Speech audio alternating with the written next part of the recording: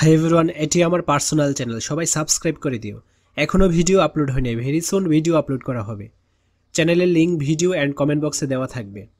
সুপ্রিয় শিক্ষার্থীদের, আজকের ক্লাসে আমরা নবম শ্রেণীর বিজ্ঞান এই প্রশ্নের সেটটা নিয়ে আলোচনা করব। তো অলরেডি এই প্রশ্নের সেটটা সরাইল পাইলট বালিকা উচ্চ বিদ্যালয়ে কিন্তু এসে গেছে। এখন এই প্রশ্নটি তোমার স্কুলে হুবু আসতে পারে, আবার নাও আসতে পারে, আবার আংশিক কমন পড়তে পারে। তো আমরা জাস্ট একটা প্র্যাকটিস পারপাস প্রশ্ন হিসেবে প্র্যাকটিস করে যাব। তো আমরা এর মাধ্যমে যাচাই করে নিব যে বার্ষিক পরীক্ষার জন্য আমাদের প্রস্তুতিটা কতটুকু। তো এখন দেখো, প্রশ্নগুলো কিন্তু ক্লিয়ারলি বোঝা যাচ্ছে। কোনো কারণে যদি ভিডিওটি ঝাপসা মনে হয় তাহলে অবশ্যই ইউটিউবের ভিডিও সেটিংয়ে যে ভিডিওর কোয়ালিটিটা ইনক্রিজ করে দিবে, তাহলেই ভিডিওটি ক্লিয়ারলি বোঝা যাবে।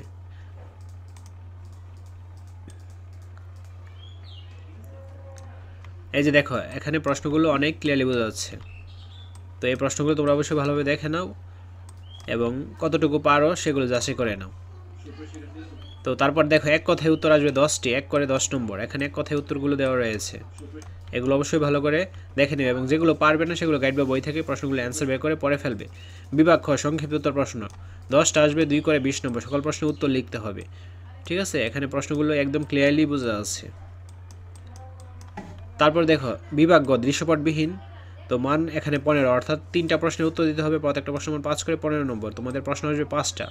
যেমন এখানে বলছে নিউটনের দ্বিতীয় সূত্রটি লিখো, ভরবেগের পরিবর্তনের হার সমীকরণটি ব্যাখ্যা করো, আপেক্ষিক পারমাণবিক ভর কাকে বলে, কপারের 2টি আইসোটোপ এর সংখ্যার পরিমাণ নির্ণয় করো, আপেক্ষিক পারমাণবিক ভরের 63.5। তারপরে এই প্রশ্নগুলো অবশ্যই তোমরা গাইড বা বই থেকে অ্যান্সারগুলো বের করে পড়ে ফেলবা। তারপর বিভাগ গ, দৃশ্যপট নির্ভর, মান 40, অর্থাৎ 5টা প্রশ্নের উত্তর দিতে হবে, প্রত্যেকটা প্রশ্নের মান 8 করে 40 নম্বর, ঠিক আছে?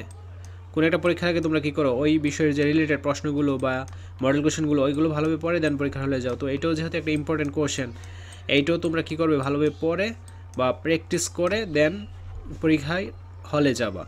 তো প্রশ্নগুলো দেখো ক্লিয়ারলি বোঝা যাচ্ছে। এই প্রশ্নটা থেকে যে তোমার পরীক্ষায় হুবু আসবে এর কোনো কিন্তু গ্যারান্টি নেই, ঠিক আছে? আসতেও পারে, আবার নাও আসতে পারে। এটা জাস্ট প্র্যাকটিস পারপাসে প্র্যাকটিস করে যাও যে তোমরা বার্ষিক পরীক্ষার জন্য কতটুকু প্রিপেয়ার্ড। আশা করছি বুঝতে পেরেছো। আজকের ক্লাসটি এই পর্যন্ত। পরবর্তী ক্লাসটি সবার আগে পাওয়ার জন্য অবশ্যই চ্যানেলটি সাবস্ক্রাইব করে অল নোটিফিকেশন করে রাখো, যেন ভিডিও ছাড়া মাত্রই সবার আগে তোমাদের কাছে পৌঁছে যায়। ধন্যবাদ সবাইকে।